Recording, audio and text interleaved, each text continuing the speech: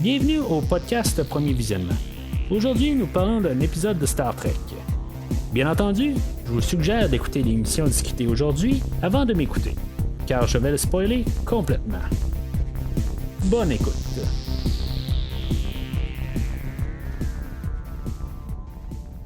Alors aujourd'hui, on est de retour sur l'Enterprise avec le 8e épisode de la première saison de Star Trek Strange New Worlds, The Elysian Kingdom. Aujourd'hui, c'est un épisode assez spécial. Dans le fond, on va se concentrer vraiment sur toute l'histoire là, qu'on a mise en place avec le docteur Mbenga. Je m'attends pas à ce qu'on ait un gros épisode aujourd'hui. C'est un épisode qui se passe tellement là, dans le fond fantastique.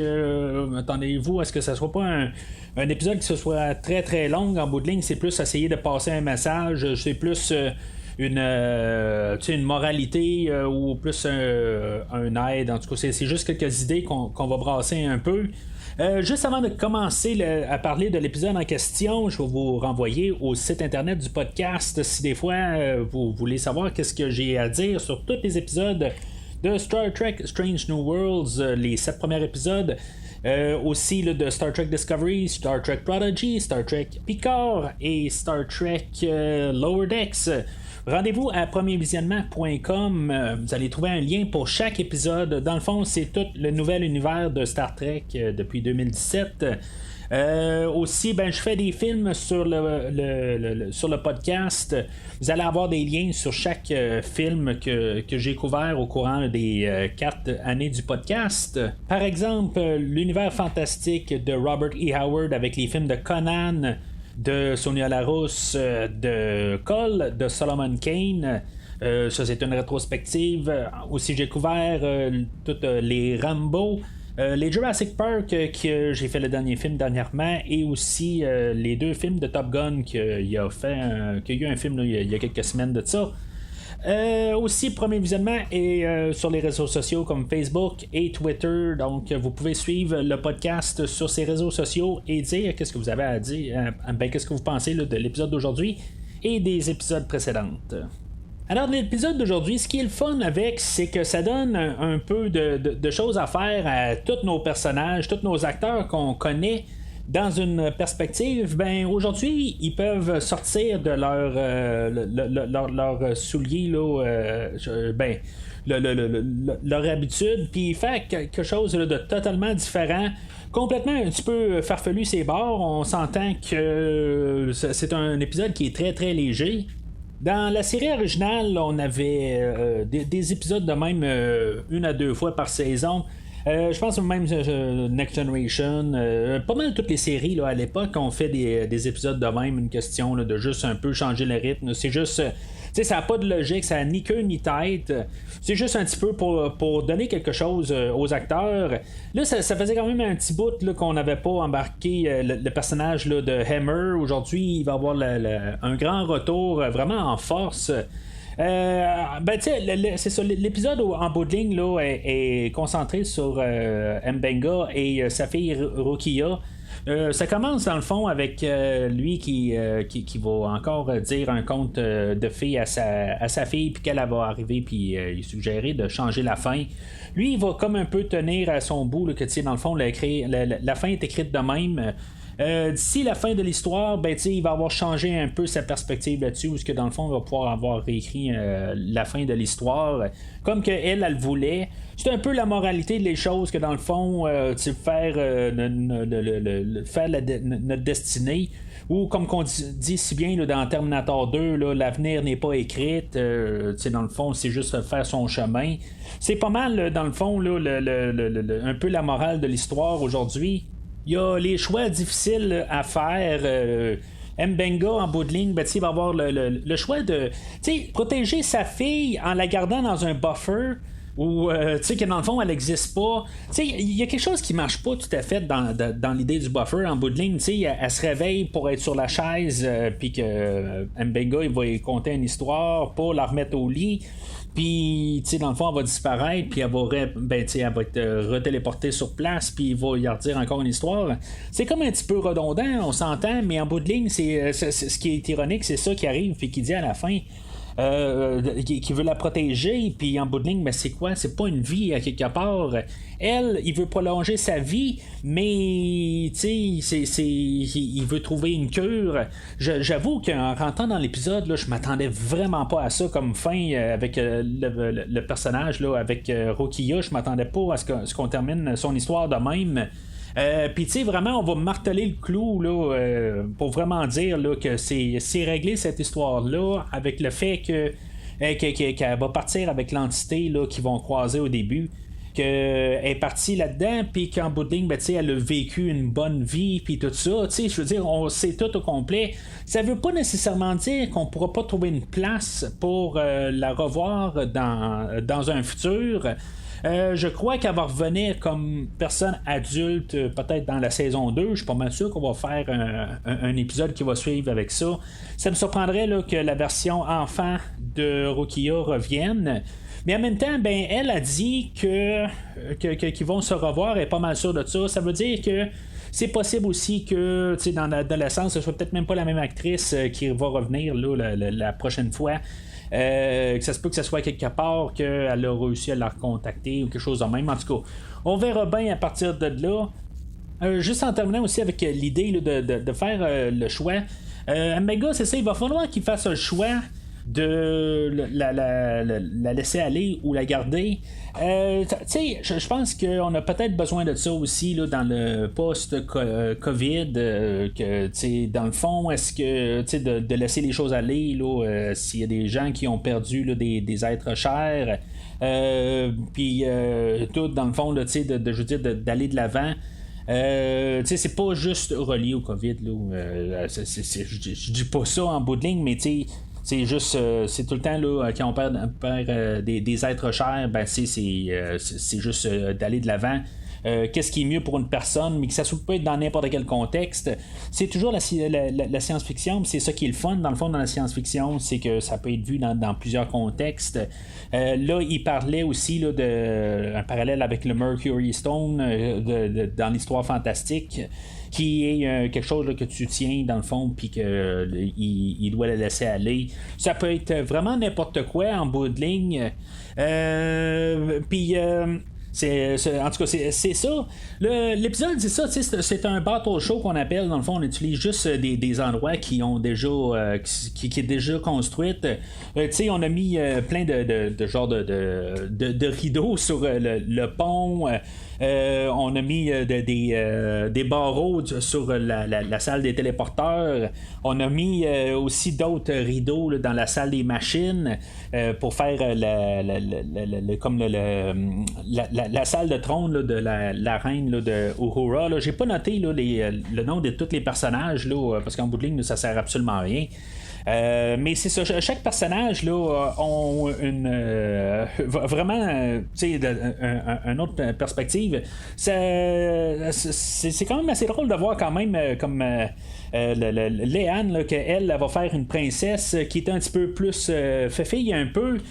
Contrairement à son personnage là, qui est toujours pas mal assez rough un peu là, que tout le temps elle aime ça montrer là, qui est assez sérieuse, puis d'un coup vraiment sortir un petit peu plus là, d'autres façades là, de son côté là, d'actrice.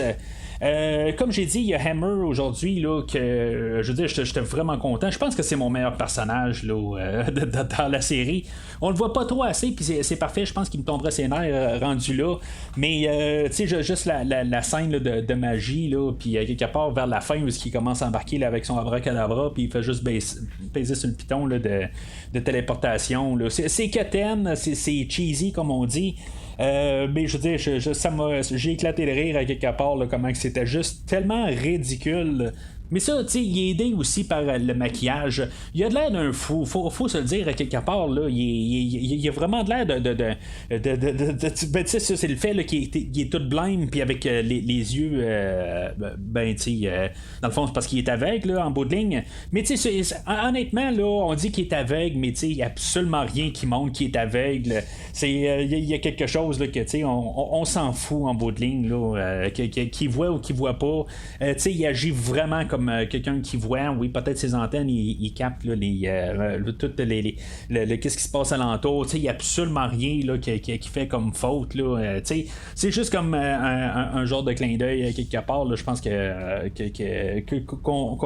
qu'on niaise avec. Mais en même temps, là, pour aller un petit peu là, dans les idées là, qui ne marchent pas, on a au début de l'épisode, on a Ortegas qu'elle va se blesser, puis en bout de ligne, elle va revenir en force. Ça marche pas tout à fait l'idée là, de. Je comprends pas exactement pourquoi que toutes les personnes là, sur l'Enterprise en bout de ligne ont comme ils virent sur un autre personnage, puis elle, Ortegas, était assommée, puis était blessée, puis en bout de ligne, tout d'un coup, elle est tout en force.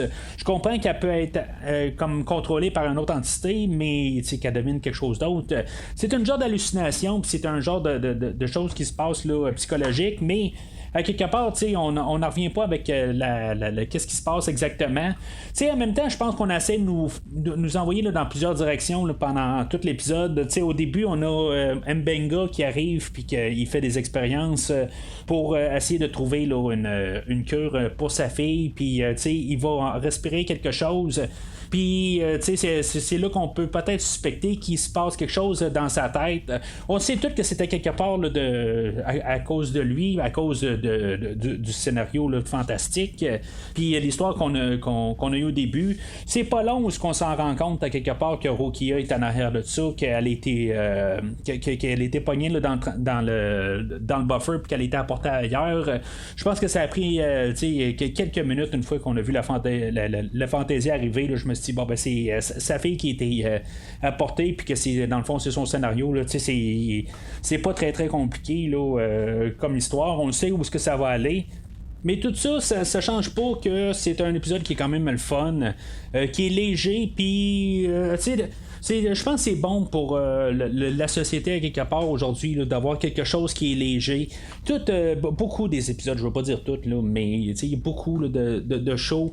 Toutes les autres shows là, de Star Trek live action sont beaucoup trop sérieux pour le monde qu'on a aujourd'hui là. Honnêtement là, encore une fois là, comme épisode, peut-être que la réécoute, je l'ai écouté 2 fois pour faire le podcast. La deuxième fois, c'est sûr que le fait que c'est comme pas un épisode qui est réel, c'est sûr qu'elle perd beaucoup là, d'efficacité la deuxième fois.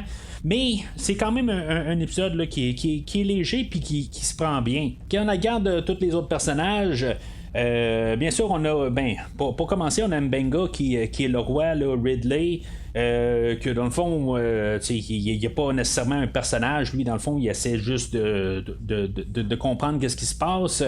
Il y a Ortegas qui est comme la garde personnelle là, du roi. Que dans le fond, elle n'a pas le même personnage qu'elle a sur l'Enterprise, mais elle est vraiment d'affront, tout ça. C'est toutes des affaires pour comme un peu se rapprocher là, des acteurs et des personnages, puis que on puisse les aimer là, dans certains sens. Si mettons on n'aime pas trop les personnalités, quelque part, aujourd'hui, on peut voir une autre façade d'eux autres. Puis que ça l'aide un peu là, pour le look, dans le fond. Là. On a Pike, qui est comme genre le servant du roi, puis il est vraiment là, comme un peu là, dans l'extrême, un peu là, c'est un peu heureux. Ça marche pas tout à fait l'idée, quelque part, que lui, il est prêt à rien faire pour le roi, puis quand tout d'un coup parce qu'il est menacé là, par la reine Uhura, qu'elle veut comme prendre le contrôle là, de tout le secteur là, puis elle veut ramasser là, le Mercury Stone, puis elle va le menacer pour avoir sa liberté. C'est que il faut qu'elle trahisse le roi. À quelque part, tu n'es pas capable de faire quelque chose, mais en bout de ligne tu vas le faire pareil pour un inconnu, que en bout de ligne qui pourrait aussi bien te trahir. trahir, mais c'est juste ça un petit peu, là, la trahison, puis c'est pas plus important. À quelque part, on essaie de juste faire des petits revirements. On sait à quelque part que peu importe c'est qui en bout de ligne, tout va bien aller à quelque part. Qu'on peut pas. C'était un peu juste ma grosse question pendant l'épisode. Est-ce qu'on va pouvoir tuer quelqu'un ou on tuera pas quelqu'un? Tu sais, dans la série originale, il y a une fois, ils descendent sur une planète, puis il y a genre un gros lapin, puis je me rappelle pas exactement c'est quel épisode, mais tu sais, ils vivent une genre de grosse fantaisie là, de Alice au Pays des Merveilles, quelque chose de même, là. Puis, tu sais, on a des personnages clés qui meurent. Là. Je pense que McCoy, il meurt là-dedans. Puis, en bout de ligne, tu sais, on réussit quand même à les ramener à la vie à la fin. Tu sais, c'est le genre d'épisode qu'on a aujourd'hui. Mais je me demandais quand même si, mettons, on aurait pu aller jusqu'à là dans l'épisode d'aujourd'hui. Je me demandais si Ortegas aussi, si, mettons, à quelque part, moi, je pensais qu'on allait aller vers là, à quelque part, où elle allait se faire blesser, puis que ça allait faire un parallèle avec l'histoire qui se passait juste avant, que quelque part était blessé, puis que ça allait revenir aussi, que là, tu sais, comme l'univers allait comme se replacer tranquillement, mais en tout cas, on va vraiment pas vers là. Elle s'est blessée à la tête, puis on ne sait pas exactement qu'est-ce qui s'est passé avec ça. Quelque part, tu sais, on lui a donné des Tylenol, puis ça a terminé là. Il n'y a pas eu de problème avec ça. Si pas mal tous les acteurs principaux de la série ont eu quelque chose à faire aujourd'hui, je sens que la Nurse Chapel, je pense que c'est elle là, qui s'est fait shafter un peu aujourd'hui, là, qu'elle a rien, elle a pas grand chose là, qu'elle a fait.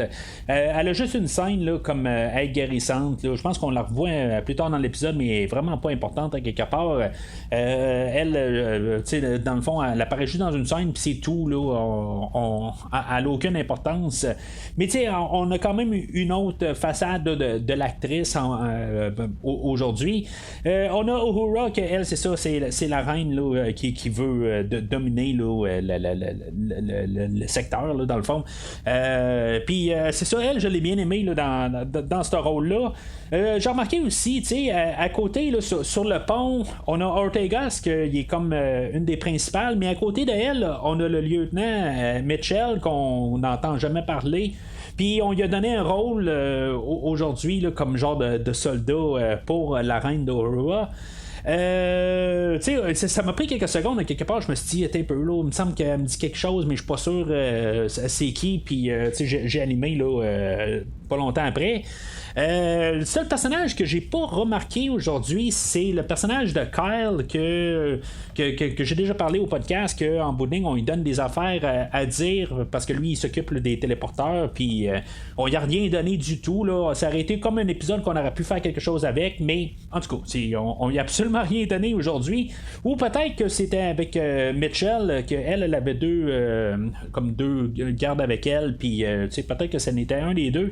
Mais j'ai pas vraiment remarqué là, que si mettons on voyait le personnage de Kyle, il y a Spock que lui il est un sorcier qui est dans le fond le frère à Hammer. Que honnêtement, tu sais, il me laisse avec pas plus là, d'émotion que sa version de Spock.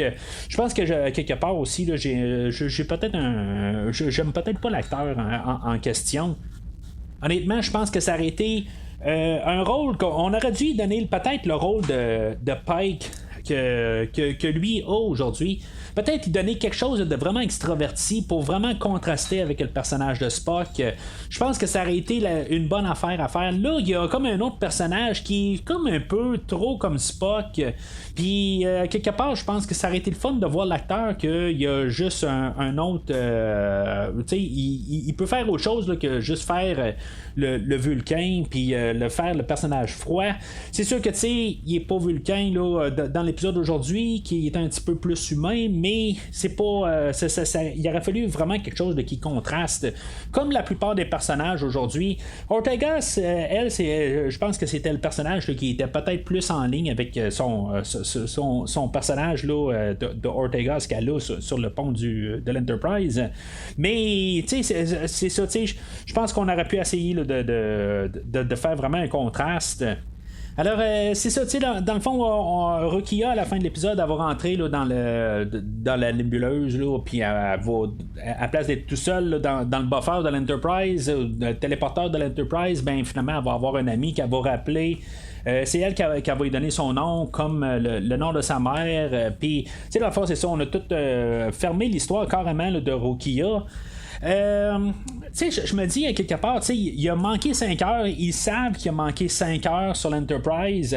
Mais, tu sais, il n'y a personne qui va se poser de questions. Ta fille est où? Même si, tu sais, il arrive puis il parle à Una à la fin, puis qu'elle, j'ai oublié d'en parler, là, elle faisait un genre de Robin des Bois, puis oui, elle était là un peu dans quelques scènes, mais, tu sais, ça m'a laissé un petit peu là, sans plus, à quelque part.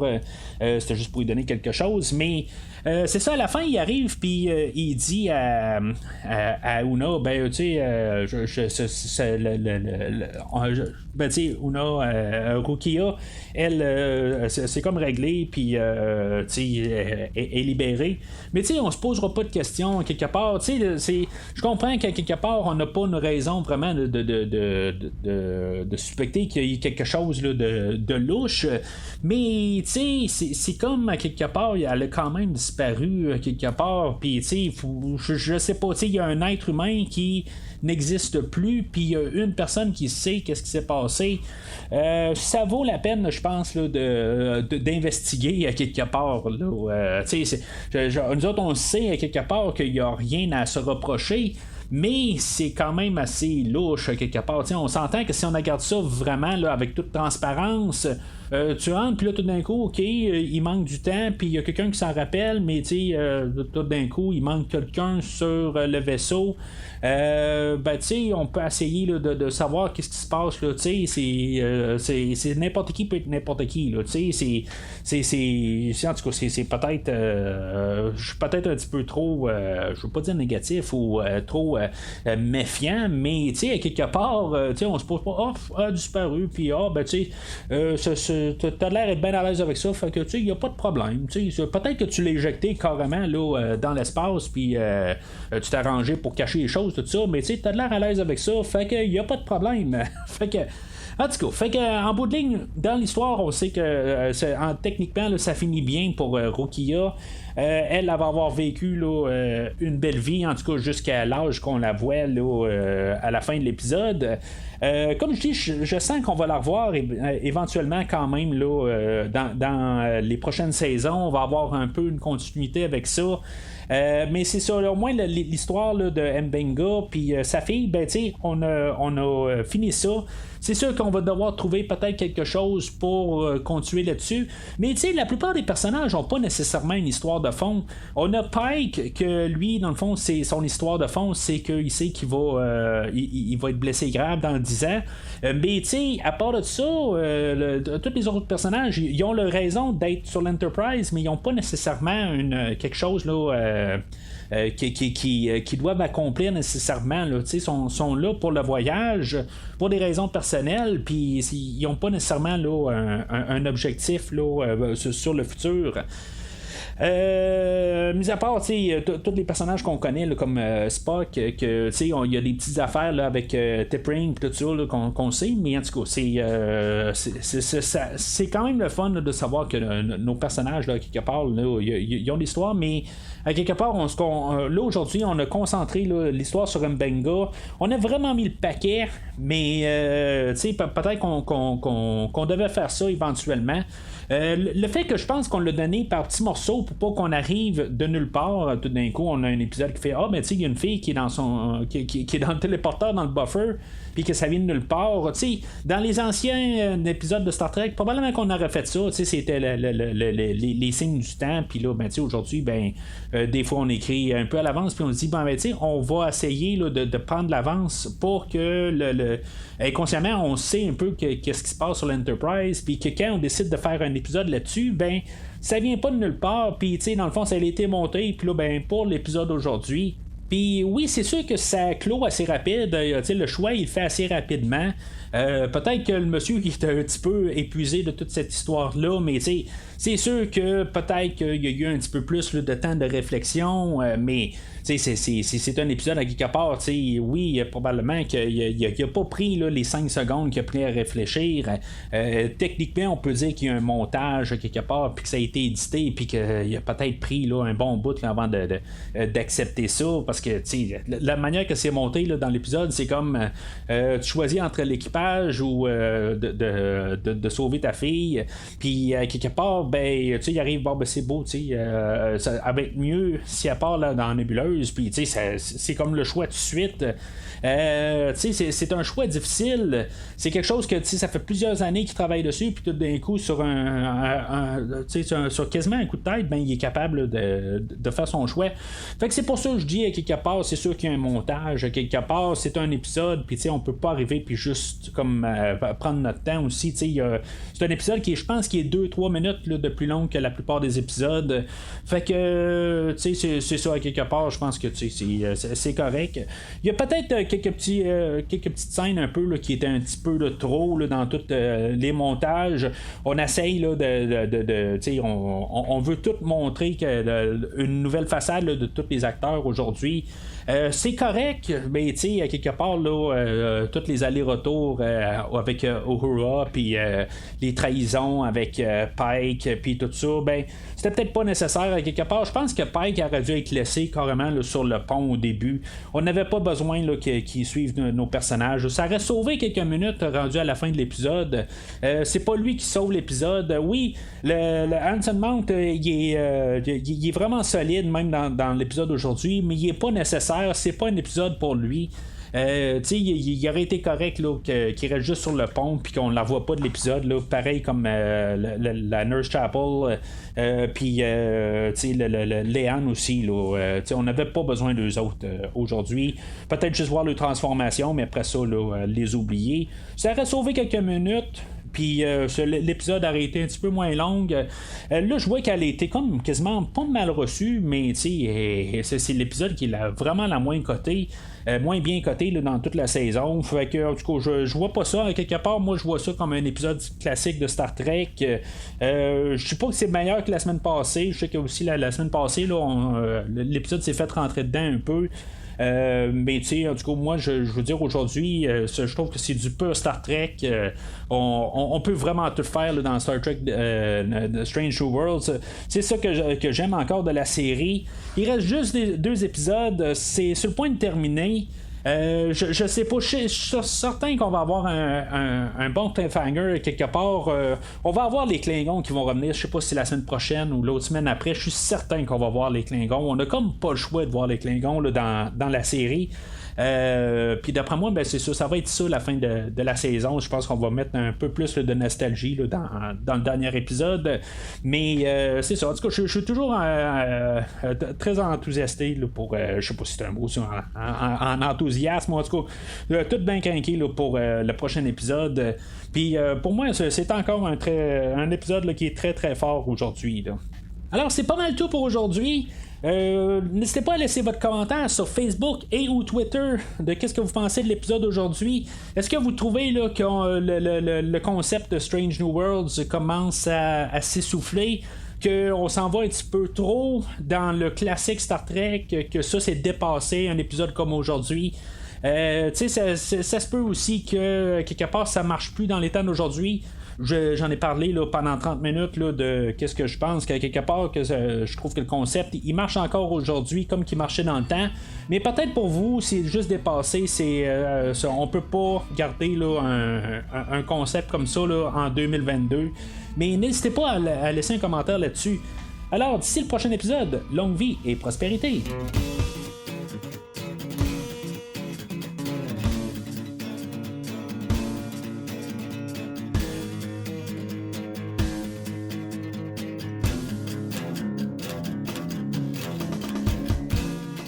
Merci d'avoir écouté cet épisode de Premier Visionnement. J'espère que vous vous êtes bien amusés. Revenez-nous la semaine prochaine pour un nouveau podcast sur l'univers de Star Trek. Vous pouvez suivre Premier Visionnement sur Facebook, Twitter, YouTube, Podbean, iTunes, Spotify et tout autre logiciel de diffusion de podcasts. Merci de votre support et à la semaine prochaine.